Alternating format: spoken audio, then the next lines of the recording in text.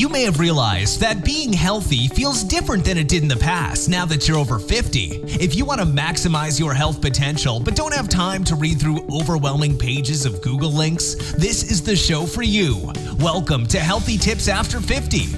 We love doing the research, finding solutions, talking to health experts, and learning what works and what doesn't. Now, your host. She spent the last 25 years dedicated to feeling her best and is here to share her best findings with you. Susan Rosen. Hello, everyone. This is your host, Susan Rosen, and my guest today is Sara Chana Silverstein. I hope I got that okay. And she is going to be talking to us about herbs and a whole lot of other things that are very interesting and not the normal, go see your MD and get taken care of. And so I'm going to let Sara, introduce herself because it's a lot more interesting than me doing it. So welcome, Sara Chana. Thank you, Susan. So I'm Sara Chana Silverstein, and I help people safely integrate herbal botanical medicine into their lives. So I am a book author of the book MoodTopia, Tame Your Moods, Destress, and Find Balance using herbal remedies, aromatherapy, and more. I do TV segments across the US for all the networks. And my whole goal is to empower people to use herbs and spices in their lives to feel more emotionally balanced, to feel stronger, to have less aches and pains. So to start out, I'm not against conventional medicine. I believe that herbal medicine is complementary and it does complement. Some of my kids went to medical school, daughter-in-laws. So we definitely are not anti-medicine. We just know that conventional medicine is phenomenal in acute care. But when they put you on a statin for high cholesterol, no one's talking about how to get off of it. If you go on blood pressure medicine, which can save lives, there's no question, but there's no discussion of let's do it for the next 6 months and reevaluate. So that is not great for a lot of people because sometimes the side effects of pharmaceuticals end up being worse than the original condition. So when you work with a master herbalist, and I'm a master herbalist and a classical homeopath, I want to work with your doctors, with your cardiologists, and I want to understand, and I must understand in depth what the pharmaceuticals are that you're taking.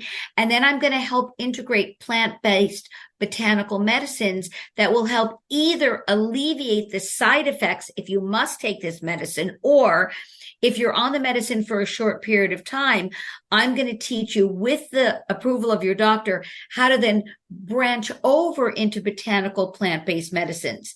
If you're not on any medications yet, then plant-based medicine is phenomenal to help keep your blood thin, to help keep your muscles strong, and help with your digestion. Okay. Well, my goodness, I don't know. I mean, it sounds like we're complete. We can say goodbye. Except we want to talk, Susan, about the plants and how they're created. Well, not just that, and how they do work together. Yes. Either on their own or together. And and how there are people, not just you, but other people like you as well in other places if they do want to find somebody in person. Although Zoom, I would think, probably does just as good these days. Yes. But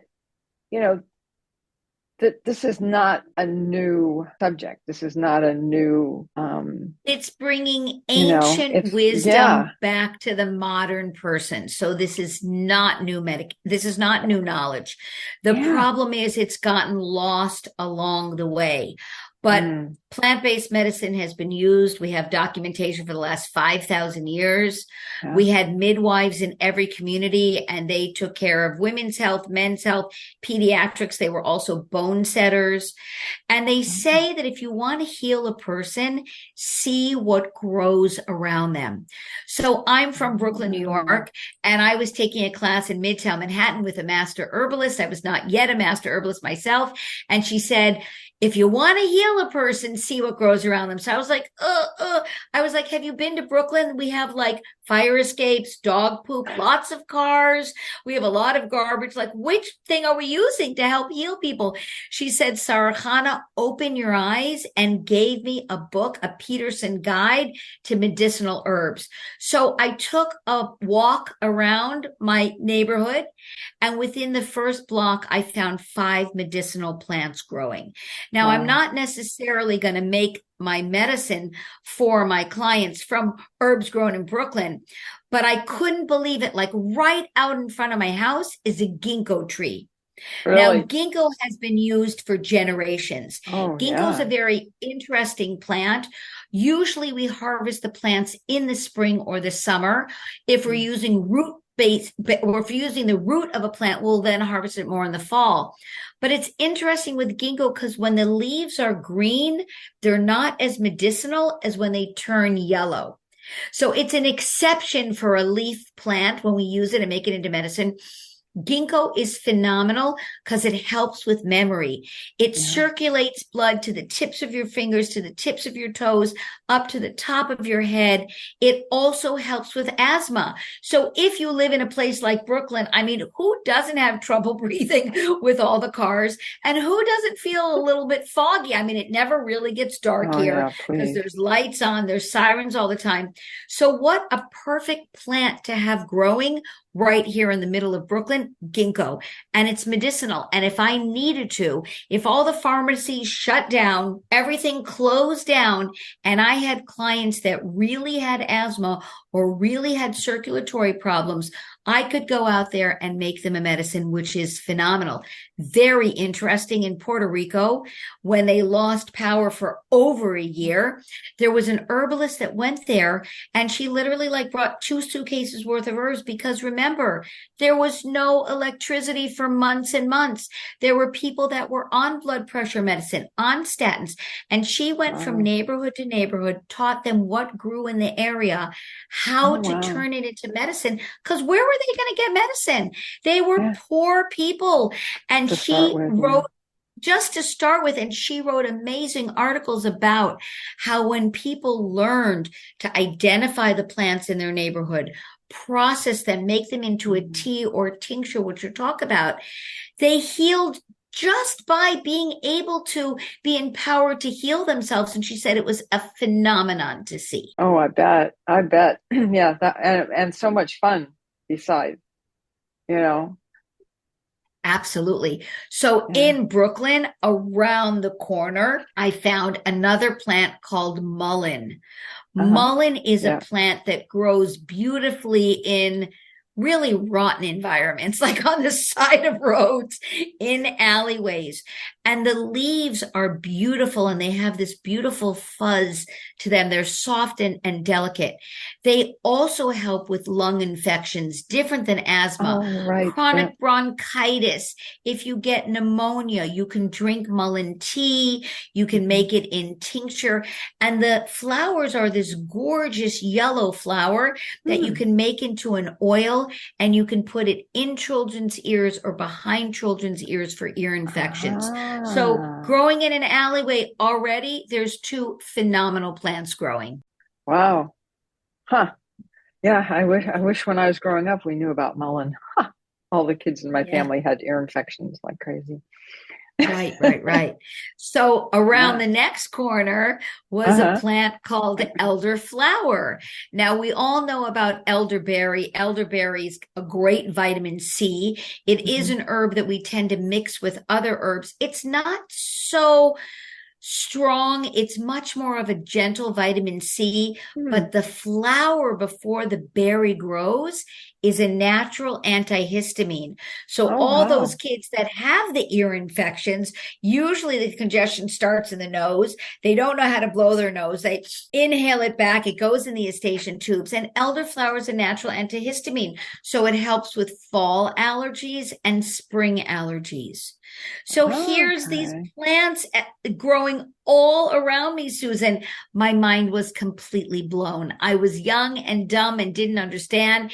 And like, I couldn't believe street after street, there were these amazing amazing plants growing everywhere I look. Oh, yeah. Wow. How fun. So then what did Fun you and do? helpful. Yeah. Yeah. Well, then the next block, I found a plant called plantain, not the banana. It's a Right. plantain plant. It grows close to the ground. It's considered the green band-aid. So if you're out there hiking and you trip and fall on a rock and you scrape your knee, you can take the plantain leaf, crunch it in your hand, put it over the skin knee, and it will prevent infection and help it heal. Oh, So wow. everywhere I looked were these amazing medicinal plants. And this is why I do podcasts now and TV shows Hmm. to empower people to understand. So if you're intimidated by herbs, you don't know how to use them, you can read my book, MoodTopia, which is an amazing book. And I go herb by herb. This book is primarily about moodiness. If you're grumpy, if you're sad, if you feel overwhelmed, it's really wonderful. But you can also start with spices. If you don't feel you want to understand about herbs yet, putting paprika, which has lots of antioxidants, just add Mm. paprika to your chicken or to your fish. Turmeric, which we've seen in clinical Yeah. studies, they are really looking into it to reduce cancer growth. So I'm not going to say it's Yeah. the cure for cancer, but turmeric, you should put that in with your food. Dill is cooling for the system. If you Huh. feel fiery, if you've got eczema, if you feel like you overheat too quickly, dill is cooling and soothing. And parsley is phenomenal for the bladder. If you have an overactive bladder, you have a swollen prostate, add more parsley. So even just our spices are actually medicinal. Put in a Uh-huh. little more than you ordinarily would, and you're going to start healing yourself while you're eating your dishes. America Oh. became very bland in the 1950s and even to the 60s. You know, the food became very bland. We know Yeah. Indian food has many more spices in it. Mm. So Mm. we want to make sure that we include those spices because besides making the food taste better, adding curry can help as an expectorant to get any extra Oh, mucus okay. out of your lungs or your sinuses. Hmm. Hmm. What helps with dry skin? Dry skin, you want to do all the oils. You want to take the oils internally, fish oil, Okay. flaxseed oils. So we really, for a while, Americans especially, we got very confused about fats. Are fats good? Are fats not good? Well, what Hmm. happened is when you have a hydrogenated fat, that is not good. Well, yeah. But plant-based fats are really good for us. Flaxseed, evening primrose oil, borage Hmm. oil. So if you have dry skin, the number one thing is to take in good, healthy oils. And the importance about oils is they really help with the brain. So I have a Ah, whole okay. workshop on brain health. So Uh-huh. I started what is called MoodTopia Academy, and Okay. anybody can join. And by the way, I forgot to tell you, I'm going to have a printout for your listeners on Oh, my great. website. It's sarachana.com. And you just Okay. go under free handouts, and you're going to find some handouts about brain health and emotional stability and a natural first aid kit, which they can download for free. And I have a Okay. whole lecture on brain health. And the truth is, we really need to start concentrating on it more. We need to, especially, I mean, from the age of 30 on, we should be making sure that we're keeping our brain as sharp as possible.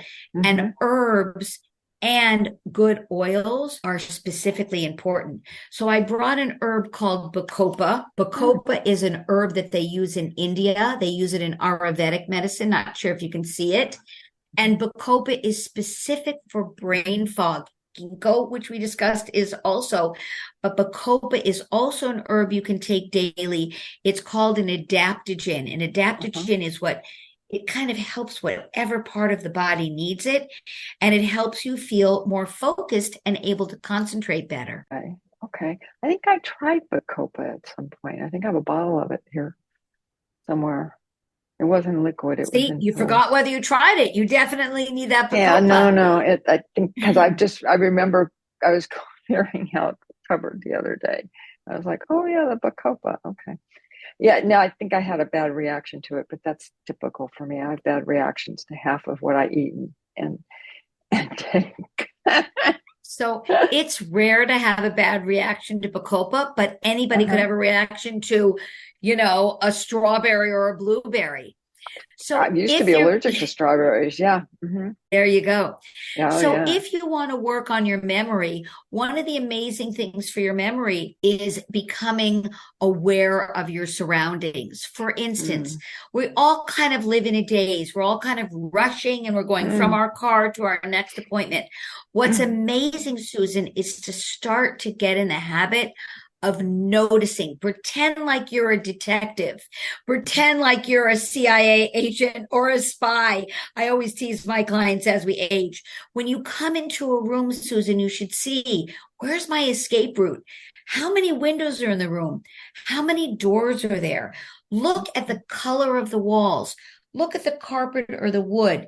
Look at the ceiling. And it keeps your mind sharp rather than just going from one activity to the next. It's called 360 awareness. I speak about it in Okay. MoodTopia because Uh-huh. I think it's very important. Even kids with ADD, they're just kind of all over the place. You should say, how many plants Yeah. are in the room? It's kind of like, where is Wally or whatever that phenomenon Yeah. was. But we Right. can do that in our day. And if you're concerned about your memory, concerned Uh-huh. about remembering things, taking Bacopa or ginkgo is Mhm. really, or rosemary, which is what I want to discuss. The Ah. spice rosemary is specific for brain health. You Huh. can get rosemary in an essential oil. And if you're going Okay. into a business meeting or you're studying, you can put a couple drops of rosemary right in the palm of your hand. Inhale it. My students love it. And it'll Oh, really wow. help you be more focused. And one of my Uh-huh. teachers used to say that you can get rosemary in a tincture and take about 10 drops of it diluted once or twice a day, and it will help with memory. So if you're struggling with memory, it's ginkgo, bacopa, or rosemary, or all three together. Okay. Breathing in some essential oils that create blood flow and doing 360 awareness. And my clients within a couple of weeks really see a difference, Susan. They're like, Wow. wow, it's so weird. I've gone shopping at this grocery store, at this fruit market for the past 5 years. I didn't even notice that they had like blue curtains. It's really an important thing to understand your Yeah. environment. Yeah. Before, when we lived, as indigenous people, we had to be aware. Was there a lion? Was there a jaguar? Was Yeah. this bush poisonous? We had to be more aware. And now I find most of my clients just kind of float through their days and they're not so sharp. So their brains won't Mm. remain sharp. Okay. No, it makes a lot of sense. That definitely makes a lot of sense. Yeah. Okay. Okay. I'll have to try that. I'll have to try that 360 awareness. for sure. And I want to tell everybody how we Hmm. make an herb because I think that's really important. Oh, yeah. So It's I've interesting used the too. word tincture many different times. So this is a tincture. It's an herb Uh-huh. in a liquid form. Okay. And this herb will have a 10-year shelf life. Pharmaceutical companies do Wow. not really want you to know that this herb, Gouda Cola, which also helps with sharpness of your mind, will have a 10-year shelf life. So what herbalists have done for years is we have different plants that we're going to harvest in the spring, the summer, the fall, and the winter. We couldn't have all plants pop up at the same time, Susan. We'd lose our mind. We would not be able to make all these plants into medicine. So here's a root. This is Uh-huh. actually a ginseng. Okay. And here I've got a flower called lavender. Mhm. And here I've got rose petals. Okay. So if I keep them in this form, they're going to dry out pretty quickly and lose their potency. I'll have it in this dried form for about one season. But if I take the plant and put it in a grain alcohol and put it in a glass jar and let it sit for 4 to 6 weeks, I will have what is called the tincture. I'll take it out of this glass. I will strain it and I will then have a tincture. Now, how we take herbs is we take a shot glass like this. We take a tincture like this. For Mhm. those of you that are just listening, it's just a liquid. And we shoot it in the shot glass, add a little bit of grape juice or cranberry juice, and down it like vodka. Boom. Very easy, very quick. You can literally take this bottle and carry it everywhere you go. So let's say you're dealing with anxiety. Let's say you're struggling with anxiety. You don't want to take Ativan. You don't want to take Klonopin. You almost need it, but you're saying, I want to see what else I can do. So you can get an herb called skullcap.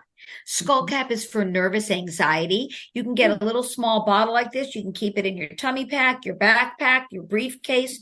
And as that anxiety kicks in, you can take a shot of it throughout the day.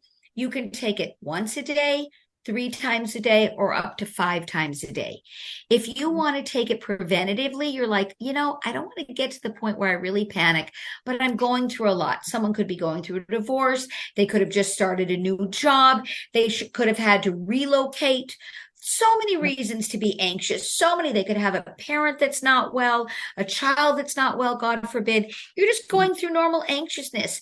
Taking skullcap preventatively twice a day will lower your cortisol levels.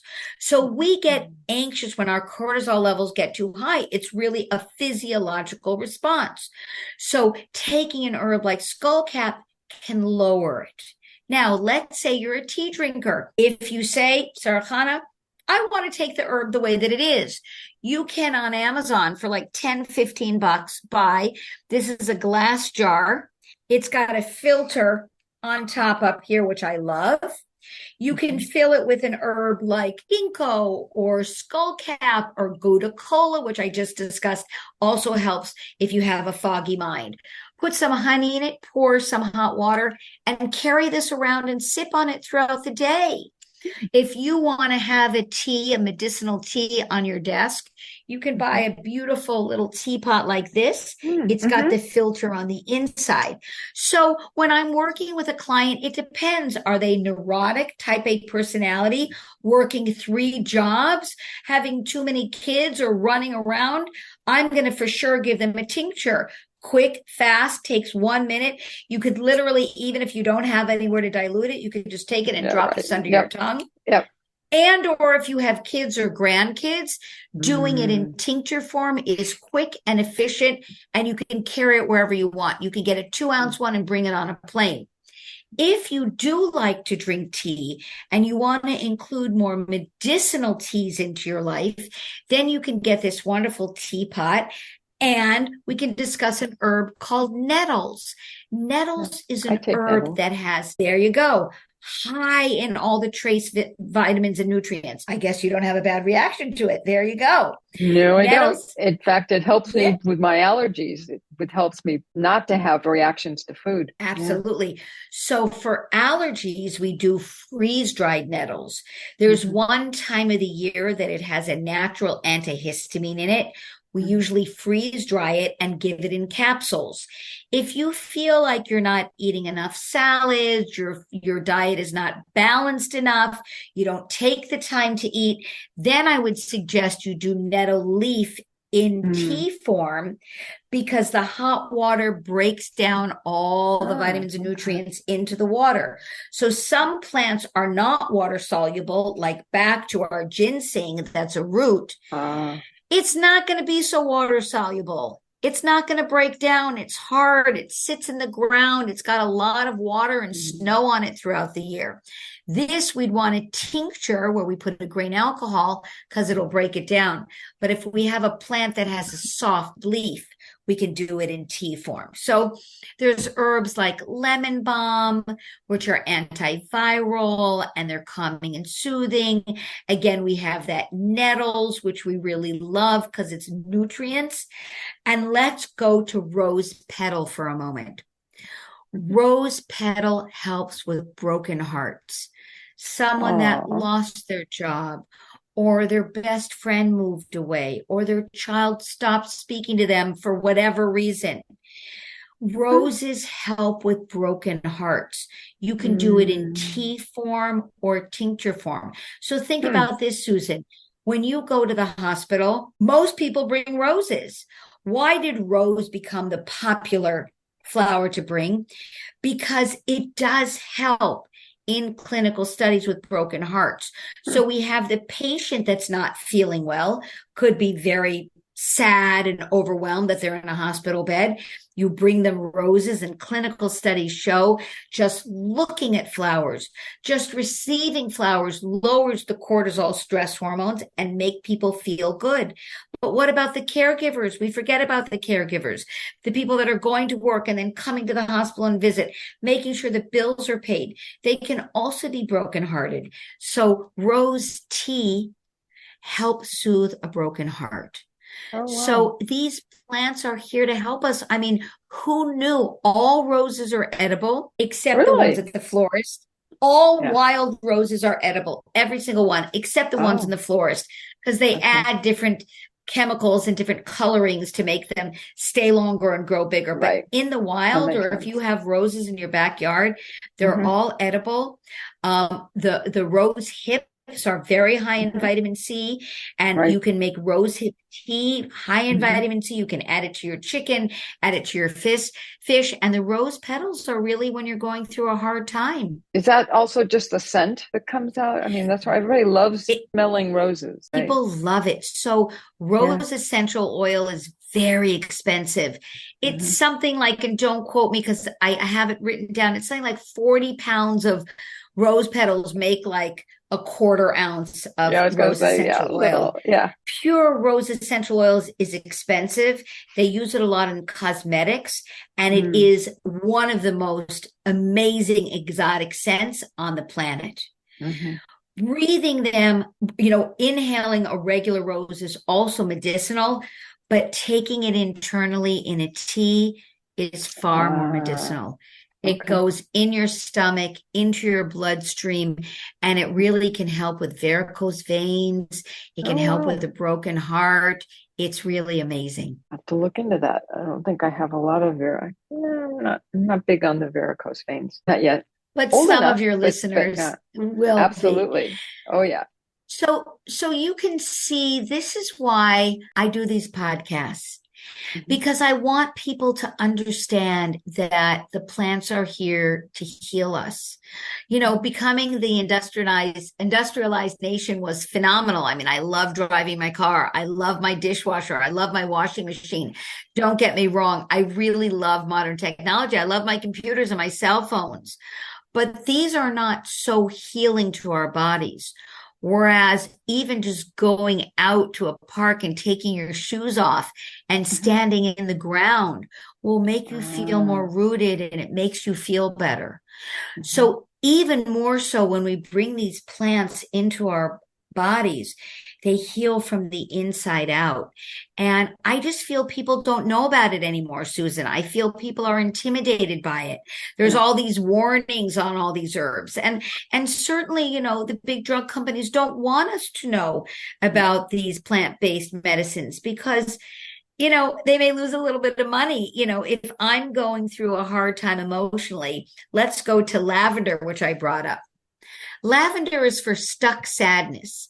We know that Ah, lavender essential oil in clinical studies can help if you have sleep challenges. But uh-huh. what's amazing about lavender when you drink it in a tea is if you've held onto this sadness and you need to let it go and move on. You lost a job 2 years Ah, ago and you love the job. And maybe yeah. some guy ruined it for you. He lied to the boss. Who knows what it is? And you're still sad. You're like, I can't get over it. So I Right. feel brokenhearted. Here's my roses, but I've got this stuck sadness. Like I can't get over it. That's where this combination of lavender with rose tea can really help you make Huh. peace with it and move on. Wow. Wow. So put it together in the same tea or separately? Same tea. So when I Okay. make an herbal combination for a client, Uh-huh. they come to me. So I'm a master herbalist. I do work in person best. I do Skype and Zoom clients all over the world. People are complicated, Susan.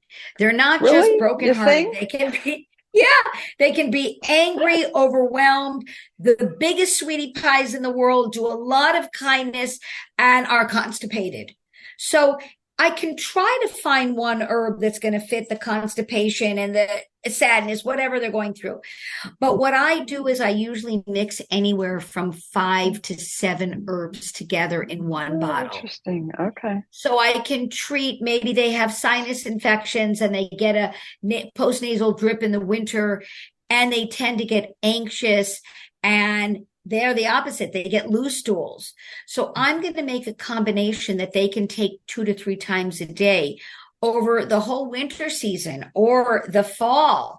And it's going to build them up so they don't get that bronchitis in the winter, or that pneumonia that they get every winter, or that anxiousness they get as it becomes colder and there's less sun out. So when I take a case, I spend an hour and a half with each client. Unfortunately, our doctors get about 6 minutes. If you get them for 12 minutes, you're in great shape. When I have 7 kids. I'm a mother. I have 5 boys and 2 girls. And when I would take them to the pediatrician, Susan, I would place my chair right in front of the door. And I would sit there and go, okay, I want 14 minutes, not 7. They'd say, Sara Chana, you know my schedule. I'm like, I don't come in that often. I have a bunch of questions. But an herbalist takes at the low end an hour and a half. At the low end, we want to hear everything about them because people know what's going on. You know, you can say to a doctor, you know, I have pain in my left knee. And they're like, oh, saw the MRI. It's no big deal. I don't care if you can't see something in the MRI. I'm having pain in my left knee. You know what I mean? Like, it's real. I'm not making it up. So an herbalist is going to take that very seriously. Well, what does the pain feel like? Is it sharp? Is it dull? Is it better when you extend it? Is it worse when you bend your knee? We really want to know all the details, Susan, because then we're going to give an herbal combination that's specific for that person. So in my book, MoodTopia, I go herb by herb in a separate way. I mention each herb individually, but I do put them together. I tell my clients all the time, it's like a jazz band. Like the saxophone sounds great. The piano sounds great, but you put together 3 or 4 instruments and you have this unique sound that you can't get with a single instrument. It's the same thing with herbal medicine. When we combine a bunch of herbs after listening to the person, we're going to get a dynamic mix that's really going to help that person. Yeah. No, that makes a lot of sense. That definitely makes a lot of sense. Yeah. Wow. Sorry. I'm getting overwhelmed. I know, it's so much information. So Susan, that's why, and this is a reminder, if any of your listeners wants to go to sarachana.com, that's sarachana.com, I have free handouts. And these handouts just give a quick little synopsis of a lot of the topics that we've discussed today. And then I have what is called MoodTopia Academy, where people can join. It's only $19 a month. And we have 2 online workshops, Susan. We have one big topic. We just did a back to school. We're going to be doing winter colds and flus. We're going to be doing winter moodiness. And then we have a Q&A. And if any of your listeners, besides listening to all your great information, want to join my workshops, they're going to really get empowered to understand how to integrate these herbs into their lives. We talk about dosage and storage and things we can't get into in our podcast today. Right. And people of all ages are really enjoying it. We're actually doing another workshop on the use of mud and different pastes. So we used to use mud and we use different pastes topically when people had swollen tonsils or swollen knees from arthritis. And we're going to talk about the topical use of herbs, which is a whole nother discussion. We want to bring them internally, but we also want to know what we can do topically. If we wake up and we have a little TMJ, what kind of a poultice can you put over here to get through the day? So we discussed that also. Interesting. No, it sounds great. And I will put all of that information into the show notes as well. Thank you, Susan. Thank you. So people they can go there and look at it and get more information. Yeah. Yes. So, yeah. Wow. Just overwhelmed. Yeah. So many things to think about. That's So many. great. The I plants love are it. here. They're our friends, Susan. They're here to help heal us. I mean, Hmm. they can't cure everything. When people come in, I'm like, we have to really analyze what we can palliate. Palliate means just to make it better. Right. What can we cure? And what do we want to make sure it doesn't get worse? So if you already have arthritis, you can't, an herbalist that really knows what they're doing is not going to guarantee that they can get rid of your arthritis, but we can certainly stall it from getting worse. So Hmm. that's an important thing to know. And taking herbs internally and using different plasters or different poultices externally can really help with that. So I always tell my clients, you still need a doctor. You need an MD. Scans, CAT scans, MRI, CT scans. These things are great. They're great. They're here to help us. The question is, do we want to go down the pharmaceutical route? And sometimes we have to. Like if you need a root canal, don't go to your herbalist. Go to your dentist, get the root canal, take an antibiotic, but then maybe come to an herbalist and say, this is my third root canal in the last year. What's going on? And then we can analyze it. Hmm. So Hmm. we herbalists, master herbalists like myself, want us to help people integrate the benefits from Hmm. conventional Western medicine with the benefits of botanical herbal medicine. And then you have the best care available, which is sadly missing these days, Susan. It's just Oh not yeah. part of our clinics. Oh, no, absolutely. Absolutely. I mean, it's hard enough to even get in and or pay for regular medicine, Yes, yes. right? Let alone going and trying to get those people to talk to the herbalists and, the acupuncturists there's just so Yes. many different modalities out there. So when you work with an herbalist, we love if you can get acupuncture. Like I would Hmm. never dissuade a person from going to Oh, no, of acupuncture. course not. If someone can afford massage therapy, I love it. Mm. What herbalists try to do is educate you about the plants that appear that you need, teach you how to use them, and then see us herbalists more infrequently. We don't want to have to see you every week and every month. Most of us that are good are just too busy. We don't even have the time to see as many clients that reach out to us. But once a person's empowered and they know, let's say 5 herbs that fit with their dry skin or moist skin or propensity to cavities or not propensity or constipated Mm. or having loose stools, once they learn those 5 or 6 herbs, they're going to use them the rest of their lives. They're going to say, Hmm. oh my gosh, I'm going through anxiety. I really need skull cap. And oh my gosh, I've got a new project at work and it's really hard to focus and I'm kind of anxious. So then we're going to use Glucola. And then they're going to say, oh my gosh, my best friend moved away and I'm so used to meeting her twice a week for coffee. So you're going to maybe use some Hmm. rose. So once you learn about a couple herbs, they're yours for the rest of your life. They're not going anywhere. Hmm. They're there for you. Interesting. So that was going to be my next question, which is as you get older and your body changes, right? Do those um, ones that you've been using, does it change? Does it get added to? Do you subtract? I mean, how does that work as you age? Because Great your body question. changes. So I like people to come to me like a couple times in a row to Hmm. learn the difference between a dried herb and a tincture and a powder and a root so they really understand. Then you check in like once or twice a year, Susan, and you say, oh Okay. my gosh, in my 30s, I didn't have joint pain. Oh my gosh, I'm starting to get arthritis. Well, let's go quickly. Let's get something inside of you. If you're like, oh my gosh, my eyesight is kind of going, I'm like, well, go get some glasses, go get it checked out, but maybe we need some herbs that's going to help with your eyes. Seasonal allergies. You can call me in the spring when they're terrible, but it's better to reach out to me in the winter saying, I know spring's around the corner. What can I take now? So preventatively, we want you by